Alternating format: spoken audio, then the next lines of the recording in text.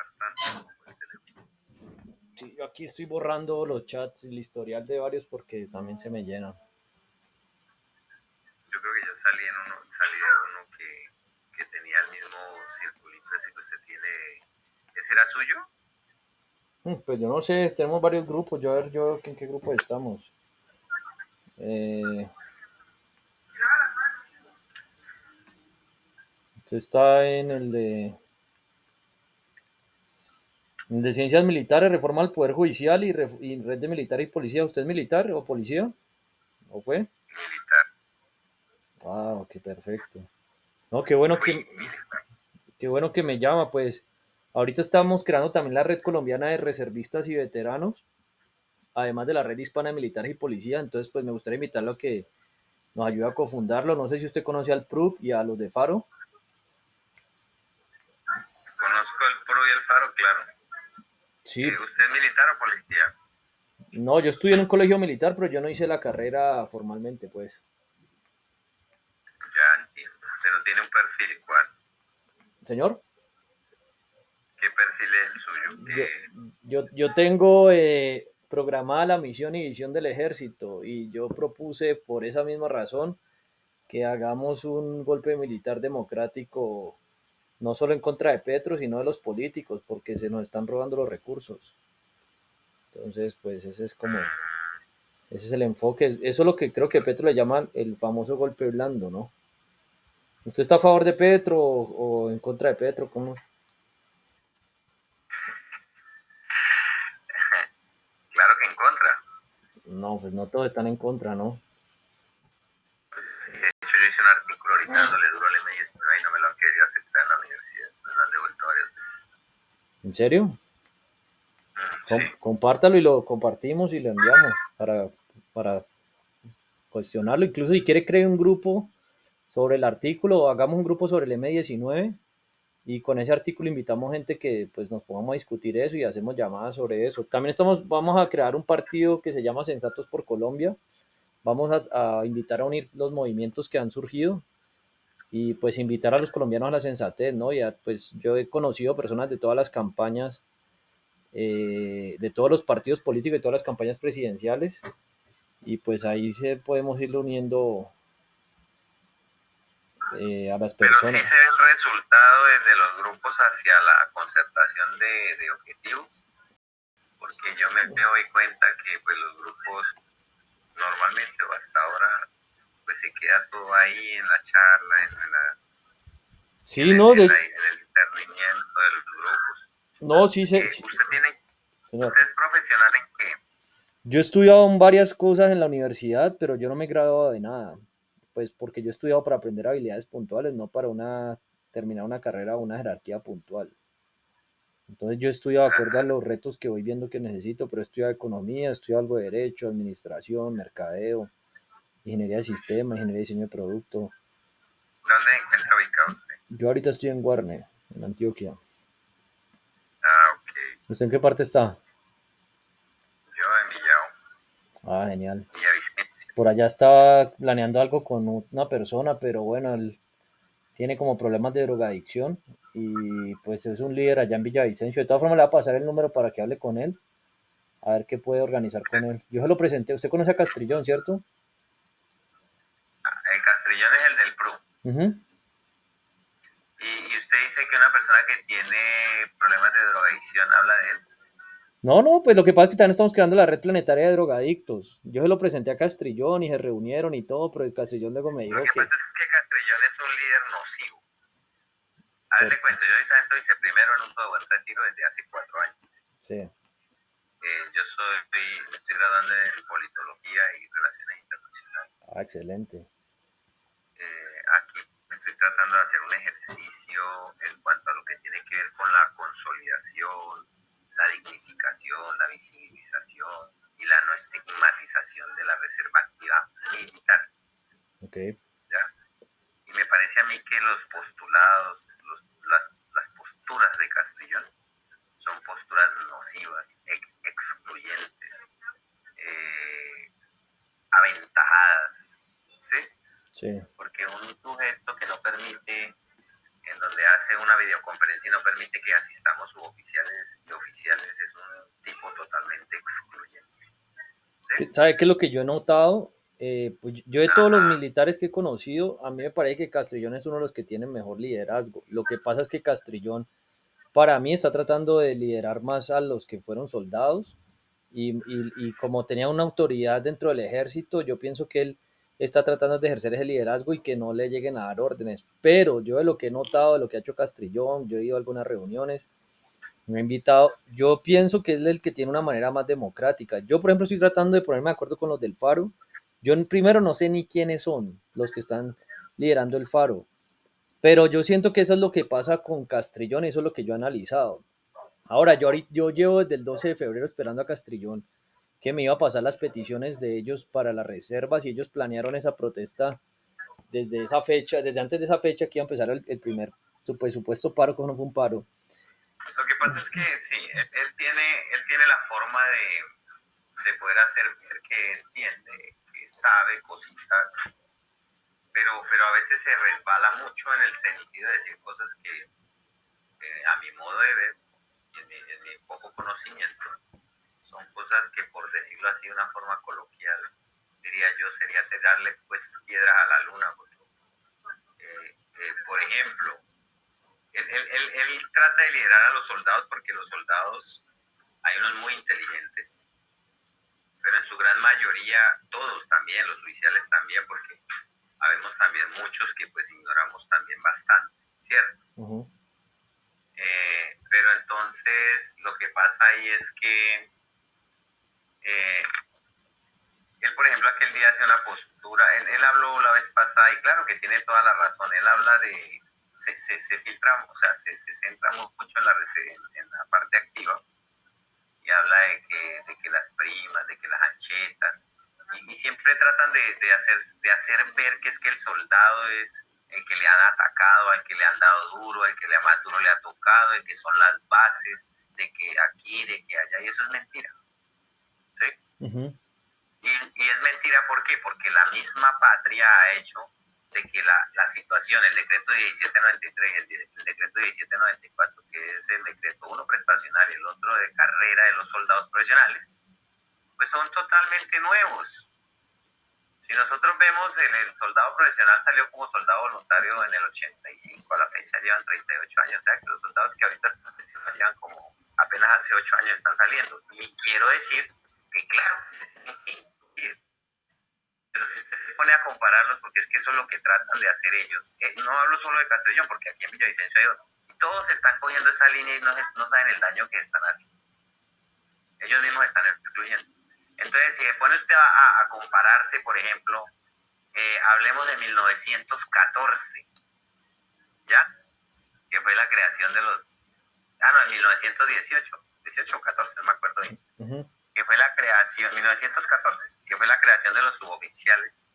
Y si hablamos de 1810 de la creación de los oficiales, pues yo qué me voy a poner a compararme con ellos.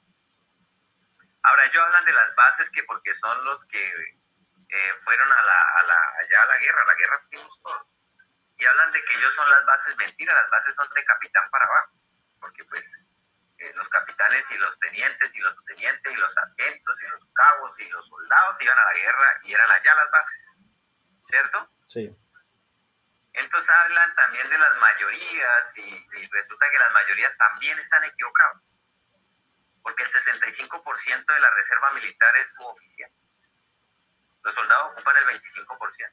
Entonces, es una visión mala, errada, que al contrario, hablan del patriotismo y se sienten las víctimas cuando yo digo que el patriota verdadero es un sujeto que estuvo aquí, bueno, sin el ánimo, por ejemplo, de llegar a denigrar a nadie, con mucho respeto lo digo. De hecho, yo vengo de un barrio muy humilde, yo soy del peor barrio acá de Villavicencio, ¿cierto?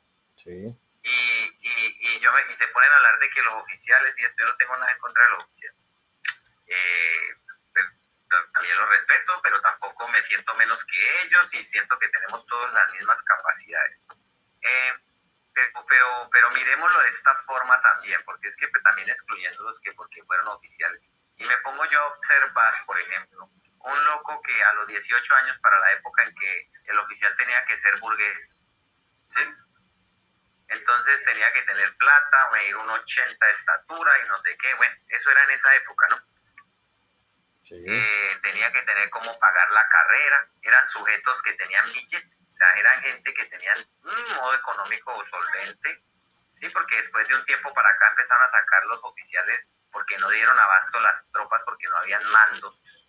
Entonces empezaron a sacar los oficiales macabros, que le llaman.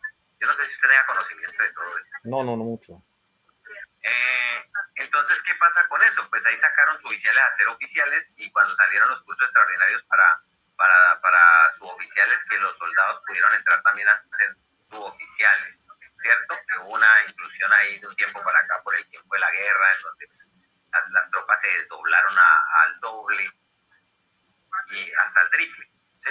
Entonces se necesitaban mandos y se cogió, y como no había tanta gente que ingresara al ejército, pues se hicieron los oficiales macabros y los oficiales extraordinarios. Pero entonces resulta que un hombre que deja todo acá, deja una buena habitación, un carro, una carrera, estudiar lo que quiere, podían estudiar en otras partes, y dejar todo para irse a una escuela militar y terminar por allá en el monte, porque yo lo viví, en el Cauca yo duré 7 años, y por allá llegaban los oficiales conmigo. Y yo considero que la misma vaina, esos huevones yo no los alzaba para caminar, ellos caminaban también, ¿cierto? Entonces es una clase de cosas que ellos se han metido en la cabeza y salen totalmente resentidos y se ven muy, muy sobre la piel, a flor de piel. Entonces no me parece que sea bueno, es algo muy nocivo. Bueno, yo pienso que Entonces, sobre eso que, qué pena te interrumpo, sobre eso que planteas hay que trabajar en ese reto porque sí puede suceder. Creo que hay que armonizar ese proceso y yo por eso estoy invitando a armar una red. Te doy un ejemplo. Castrillón pues tiene una organización que se llama Pueblo y Reservas Unidos por un Solo País. El Faro es Foro Ampliado a la Reserva Activa y bueno, y ahí pues he ido encontrando otras organizaciones, pero nosotros estamos creando un modelo de hablar de redes. ¿Por qué? Porque es que una red no genera un esquema de asociación y de compromiso, lo que permite es que se pueden articular personas y organizaciones por objetivos y propósitos puntuales. Entonces, por ejemplo, aquí estamos armando la red hispana de militares y policías. Entonces empezamos con esa y se empezaron a ir personas. Yo creo que tú saliste de esa red porque estás en ese grupo y empezamos a especializarnos en Colombia, enfocarnos en Colombia, y estamos hablando de la red colombiana de veteranos y reservas de las fuerzas militares y policiales. Entonces, ¿qué pasa? Aquí unimos lo que están varias organizaciones, queremos crear una organización sin ánimo de lucro que se enfoque únicamente en el grupo poblacional, que podamos presentar proyectos de política pública y proyectos legislativos y que incluso tenga una aplicación propia, o sea, que solamente pueda entrar el que sea veterano y reservista. Ahora, por ejemplo, en el de militares y policías pueden entrar militares activos, policías activos y también ya personas que se pensionaron o que se retiraron. Entonces, digamos que esa es un poco la estrategia porque siempre hay conflictos de interés de todo tipo. Yo, por ejemplo, a ti te acabo de conocer, pues yo no te conocía en los grupos, yo tengo un montón de gente así que nunca participa y ahí cada que publico algo van apareciendo.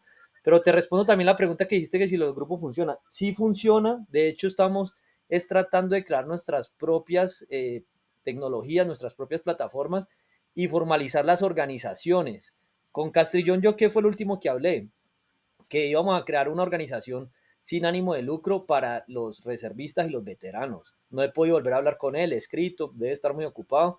Y quiero que, y bueno, él no se había podido poner de acuerdo con los del Faro, porque me dijo que en la primera marcha que hicieron este año, pues les dejaron salir en la tarima y luego que empezaron a dividir. Entonces todos tienen ese temor que se están dividiendo y que están llegando a dividir. O lo que yo le escuchaba a Castrellón y lo que ha dicho en los videos es que los oficiales o suboficiales quieren llegar a dar órdenes como cuando estaban activos. Entonces, digamos que aquí ya hay un rango de un problema de irreverencia y de autoridad. Yo entonces te explico, por ejemplo, tú que estás estudiando politología. Se supone que la no, ya política, terminé. ok, ya terminas. Se supone que la política consiste en el conjunto de actividades relacionadas con la forma en la que toman decisiones en grupo. Yo, ¿por qué no me he graduado de nada? Porque yo soy investigador en ese campo. Yo vengo presentando una propuesta desde la pandemia para desambiguar la toma de decisiones colectivas y tengo un montón de propuestas sobre eso. Tengo más de 600 videos, reuniones, tengo escritos, o sea, tengo muchas cosas sobre eso. Y ese es el enfoque que yo tengo, que podamos mejorar la toma de generar decisiones colectivas. ¿Por qué estoy haciendo esto de las redes?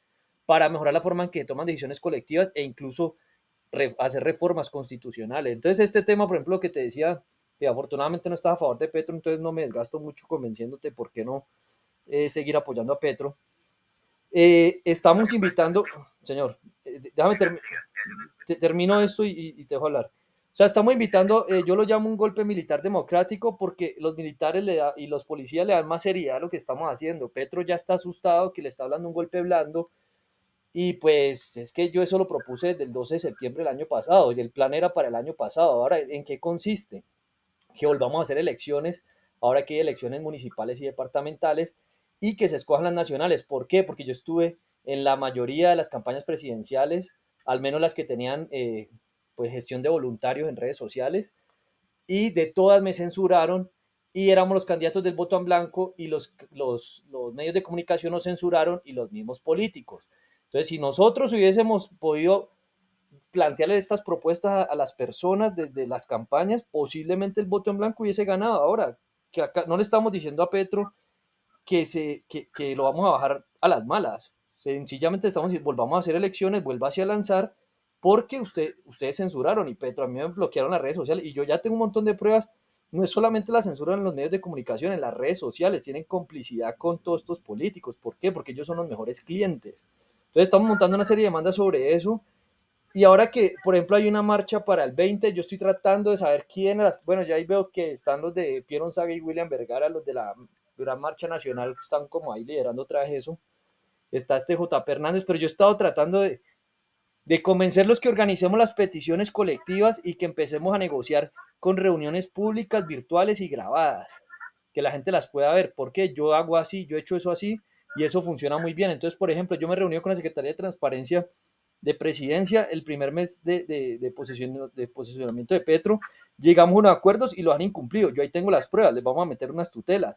Estoy negociando con los jueces tutelas y hasta el momento se han hecho los locos.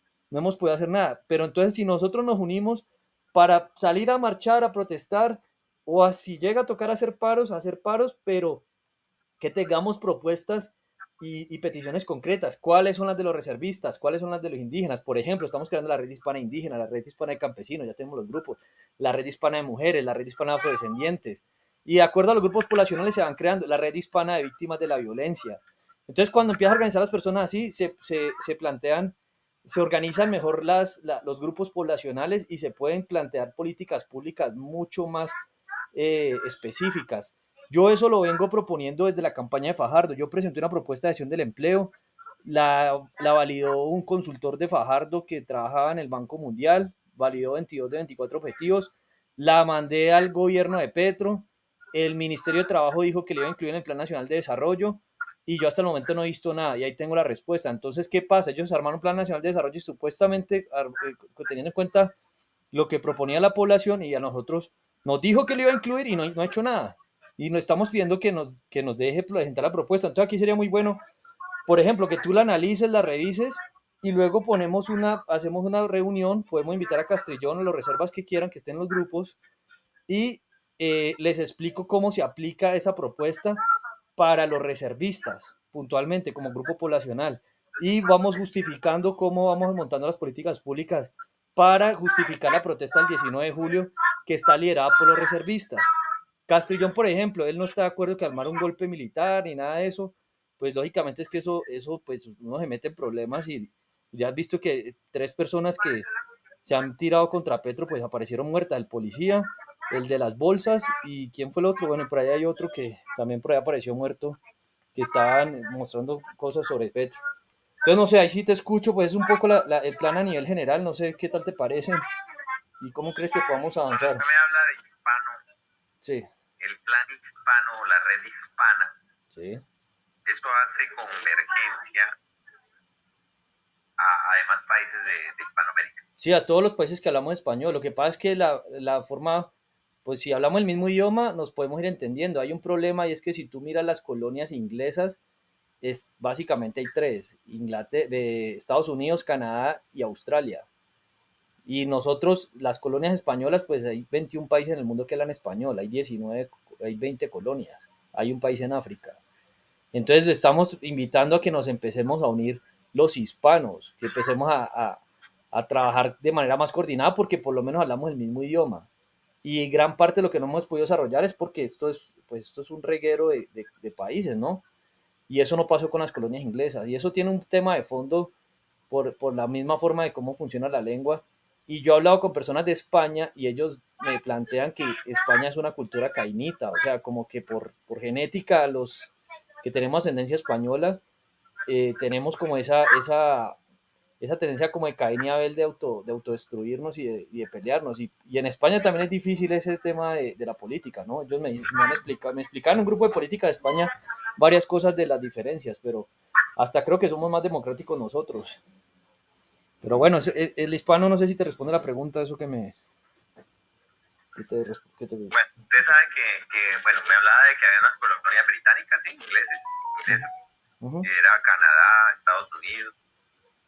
Y Australia. Bueno, Estados Unidos llegaron 13 colonias de diferentes países, de Francia, Portugal, Inglaterra, bueno, varias. Okay. De hecho, allá existen diferentes clases de estados y por eso son estados confederados. De hecho, hay una teoría anglosajona, está la ICOPS también. Okay. Entonces, ¿qué pasa? Por eso es que allá hay una convergencia en el buen sentir de la justicia. Lo que pasa es que en Colombia, por ejemplo, yo estoy haciendo un ejercicio al Consejo de Villavicencio, ¿sí? Okay. Y yo estoy con Salvación Nacional. ¿Conoces a Enrique Gómez? Sí, nos vimos ayer. Ah, tenemos que hablar con Enrique. Yo no he podido, yo tengo gente del partido, pero no me han podido presentar a Enrique. Bueno, de todas formas es un partido que por lo menos está otra vez renaciendo a través de lo que la Corte Suprema de Justicia determinó para darlo de la igualdad, en donde a ellos los acabaron, o a esos partidos los acabaron a través de la violencia. Okay. Como por ejemplo la muerte de Álvaro Gómez Hurtado, la muerte de Galán, que nació en el neoliberalismo. Bueno, yo quiero hablar algo rápido acá y hay que entender algo muy puntual. Cuando no conocemos al enemigo, pues es muy difícil hacerle contención, ¿no? Uh-huh. Resulta que la justicia en Colombia, porque usted me habla de tutelas, me habla de cosas así como son los mecanismos de participación ciudadana, ¿no? Sí. Pero entonces, ¿qué pasa en Colombia? En Colombia la justicia no aplica. O sea, de hecho eso es un postulado, creo que es el tercero dentro de los pactos el pacto de estructural, por decirlo así, estructural, o un pacto de buscarlo como una reorganización de la justicia para que funcione, porque la justicia no funciona. Y resulta que no funciona desde hace mucho tiempo, y si nosotros nos damos cuenta, el M-19, por ejemplo, que es de intelectuales burgueses enquistados en el conglomerado social, son los que están haciendo todo lo que ha pasado. Son los que han hecho todo lo que ha pasado, y que ahorita pues Petro va con la segunda refrendación de la Constitución, que para el año de 1989, para el 91, no lo lograron de como ellos querían. Entonces, ¿qué pasa con eso? Pues él, a través de las reformas que está haciendo, él lo único que está buscando es hacernos no una refrendación, o decir una constituyente al estilo clásico, como él nos lo prometió con los videos, sino que él no lo quiere hacer a través del enquistamiento de facultades especiales a través de las reformas. Por eso él lucha tanto, por eso él amenaza tanto, por eso él hace todo esto para que se las apruebe, ¿sí?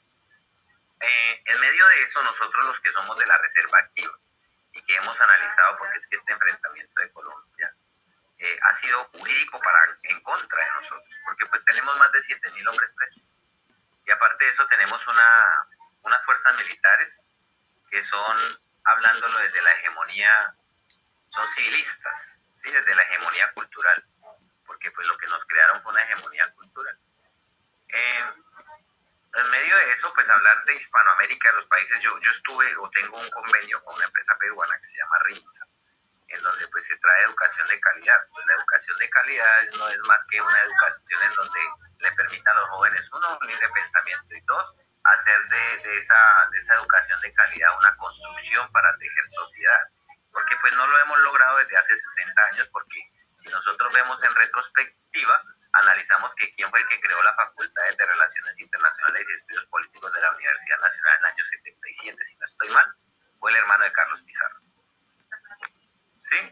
Okay. Entonces, a la fecha, para el 2011, el sujeto andaba por allá en Países Bajos como embajador, y fue el que nos creó en el año 2011, pues todo lo que tiene que ver con el cambio de la historia. Y desde la época del 2000, de 1974, nos cogieron a todos nuestros jóvenes al punto de llegar a pensar, por ejemplo, a los hijos del almirante, que eran 5, que Carlos Pizarro, Eduardo Pizarro, los 2 Pizarro, uno el abogado y el otro que murió, y la muchacha que también falleció en las FARC, ¿ya? Entonces, ¿qué pasa con eso? Pues estuvieron allá en las universidades y nos cogieron a todos nuestros jóvenes intelectuales de las universidades y nos les castraron el pensamiento y nos los tienen ahorita, hoy. Hoy Colombia está enquistada por todo el, digámoslo así, como esa corriente comunista. Están en las instituciones, están en el Congreso, están en todas partes, están allá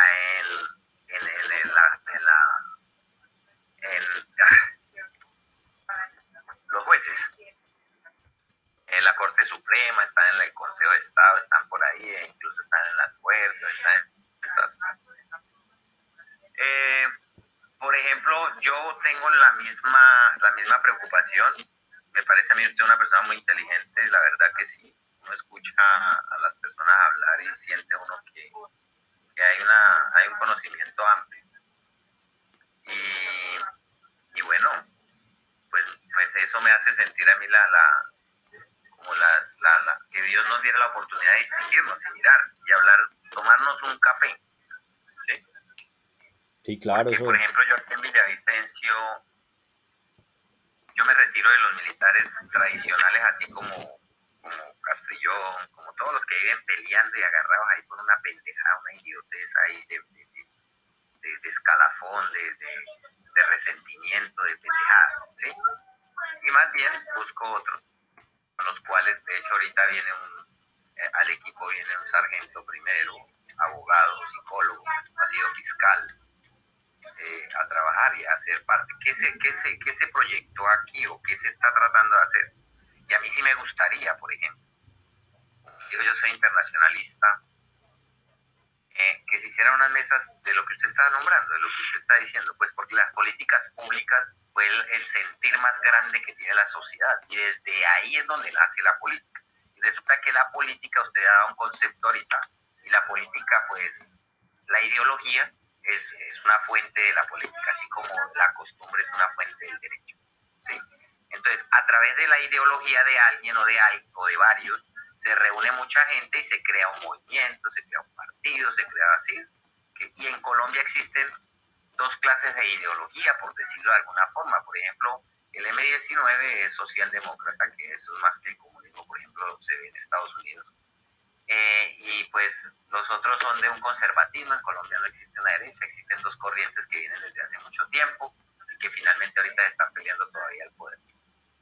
Sin embargo, nos han quitado la educación, la libre educación, ¿no? La de pensar, la de verdaderamente. Por ejemplo, usted me decía que usted no se había graduado en ninguna, pero usted es un libre pensador. Usted tiene más conocimiento que un pelado, por ejemplo, que salga a una universidad pensando que es que Petro es guerrillero y Uribe es paraco, ¿sí?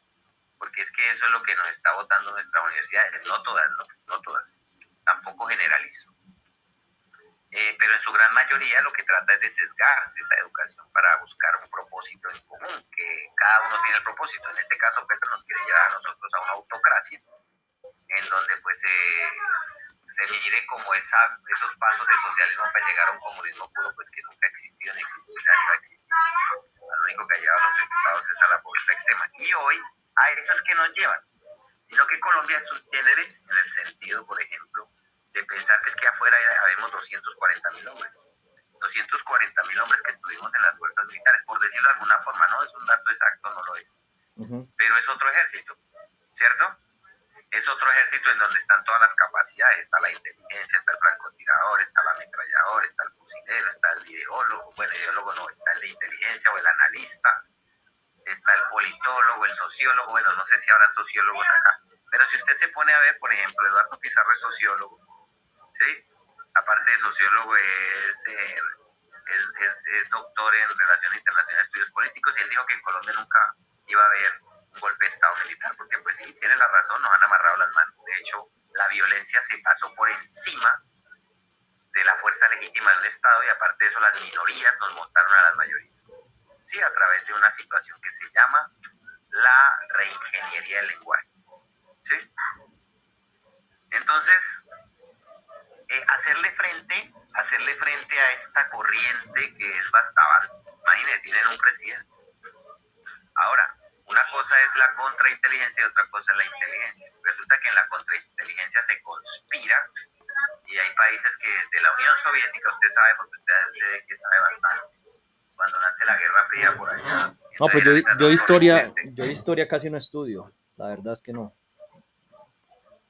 Pero sí, sí, Ajá. sí, sí. Pero entonces esos dos, uno fue la URSS y otro fue la OTAN, y desde ahí se repartieron el mundo y a nosotros nos tocó lidiar con eso. Y aquí estamos lidiando con esa corriente comunista que viene desde la Unión Soviética y que se esparció por toda Latinoamérica y que nos han venido ganando la guerra y que nos han venido cogiendo los estados y que a través del populismo, a través de la hegemonía, a través de la educación, a través de todas las... Esas son las diferentes formas de lucha que saca el Partido Comunista Colombiano luego de 1930 que se fundó, porque antes de eso se llamaba el Movimiento Comunista Popular. ¿Sí? Entonces, aquí quien lo trae, pues el papá de Iván Cepeda, que hizo condenar al Estado por la muerte de su padre, cuando él fue el que trajo las diferentes formas de lucha a este Estado. Y cuando hablamos de diferentes formas de lucha, tenemos lo económico, lo jurídico, lo social y todos estos campos del poder.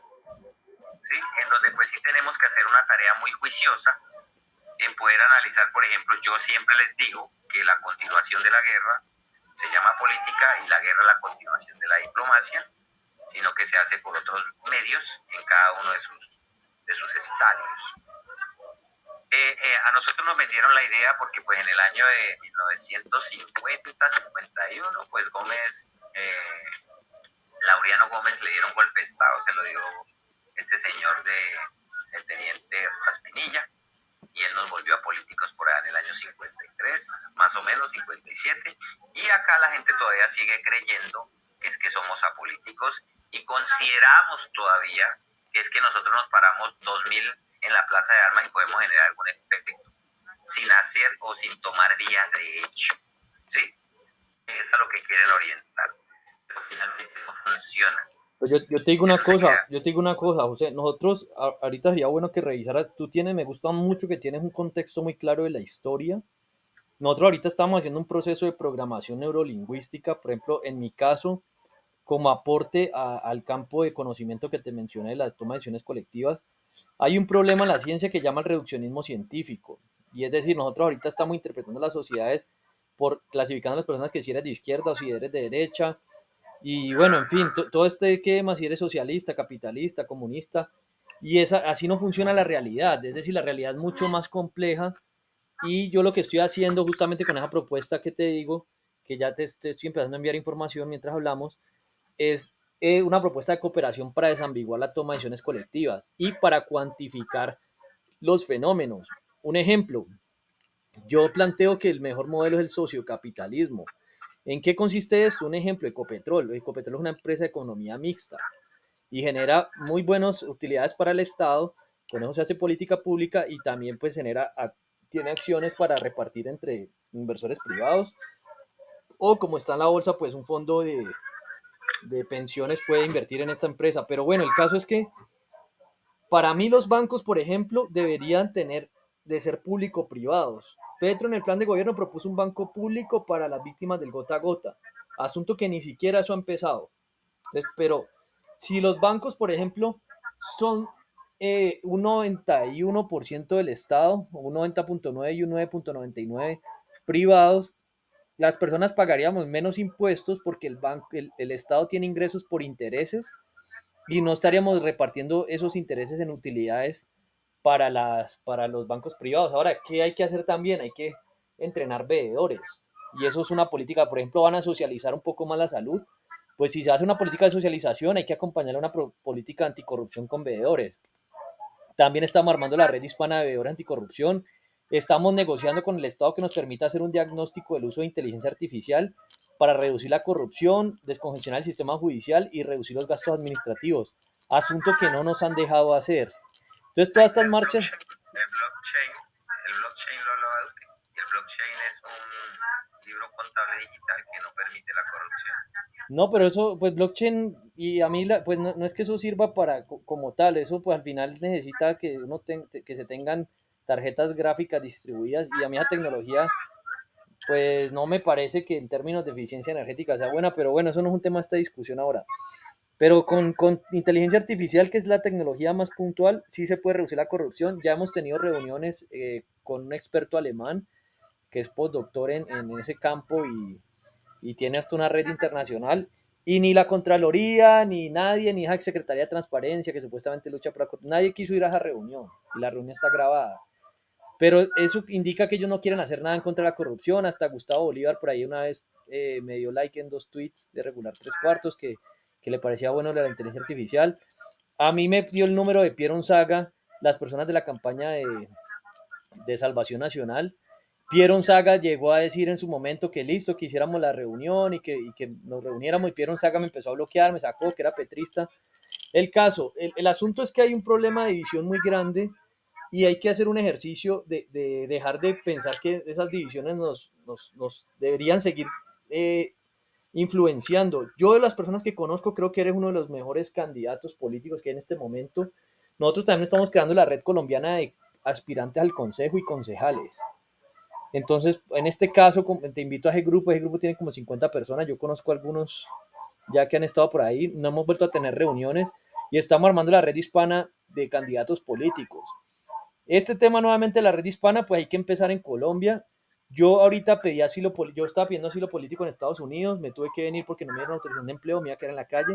Pero bueno, como tengo tantos riesgos por lo que estoy haciendo, yo estoy tratando de pedir asilo político en El Salvador, a ver, pues viendo a Nayib Bukele, que de pronto es el único presidente que no era corrupto del mundo, aunque pues igual me quedan las dudas porque eso debe ser pura imagen.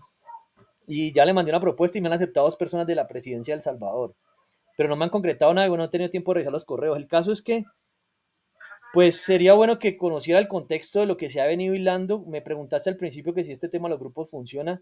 Sí funciona. El problema es que yo estuve detenido en Estados Unidos y yo no pude administrar los grupos 71 días, y apenas lo estoy retomando. Mucha gente fue porque empiezan a enviar spam.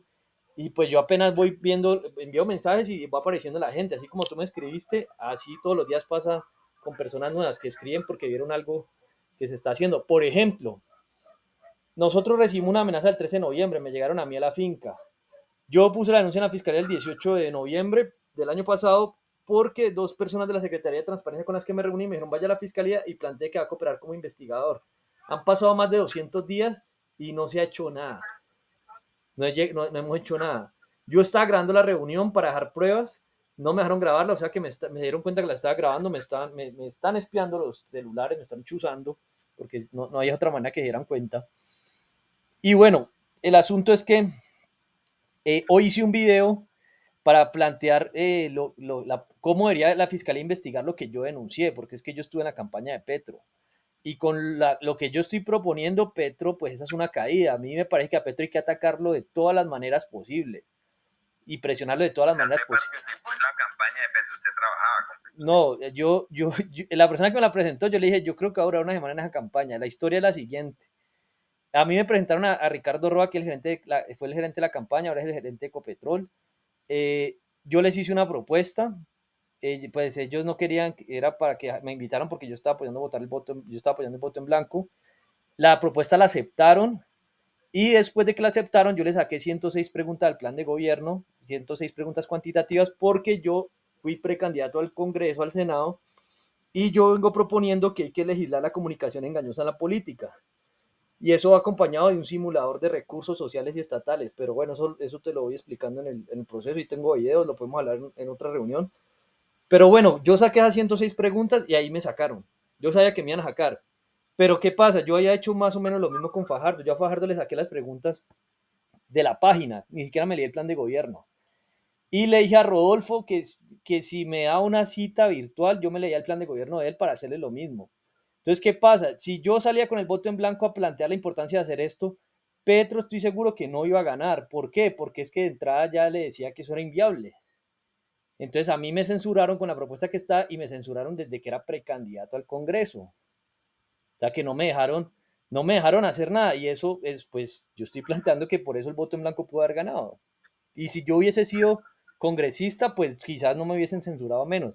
Y lógicamente ningún partido político me iba a apoyar con esa propuesta, pues porque ¿quién va a querer que tenga que hacer un trabajo que, por ejemplo, te vas a lanzar a la política y te toque cuantificar el plan de gobierno. Eso es mucho trabajo.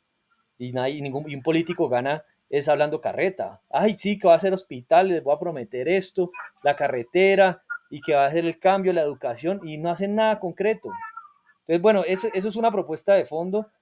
Yo estoy tratando de unir a los que están apoyando las protestas para que protestemos, pero con propuestas, porque no tienen propuestas. Ahora, ¿cuál es el problema que yo veo?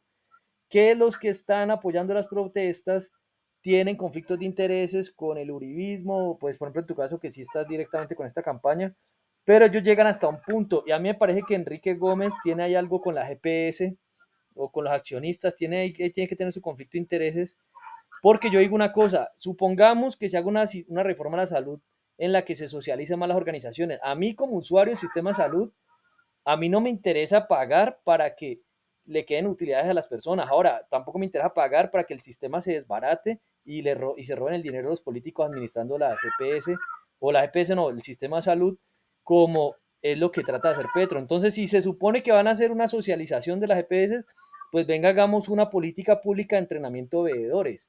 Un ejemplo concreto, Colombia genera supuestamente más de 250.000 contratos anuales según el Ministerio de Hacienda. El plan que tenemos desde la red hispana de veedores anticorrupción y hay otra de aspirante a veedores anticorrupción y tenemos planeado hacer la asociación de veedores anticorrupción hispana, se cortó. Aló, aló, aló, aló,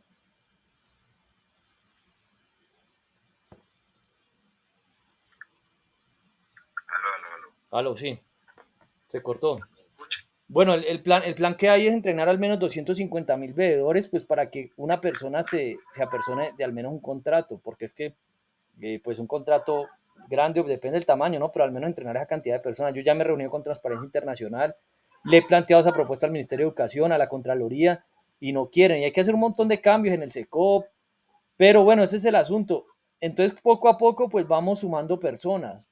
Mira, por ejemplo, lo que va pasando allí. Entonces se van sumando hasta que lleguemos a unas protestas que realmente sean los de los cambios. Por ejemplo, yo ayer grabé un video en el que decía por qué los de primera línea deberían apoyar las protestas del 2023 para empezar a pagar los daños que generaron. Yo estoy pidiendo que nos den la estimación de cuánto fue del déficit que dejó Duque, qué porcentaje correspondió a los daños de los paros. ¿Por qué? Porque eso es tanto responsabilidad como el Centro Democrático, como responsabilidad de Petro y Bolívar y el Pacto Histórico y Colombia Humana. Porque Petro que hizo eso para llegar al poder y ahora que está en el poder se hace el loco con los cambios que realmente necesita Colombia. Y yo, por ejemplo, tengo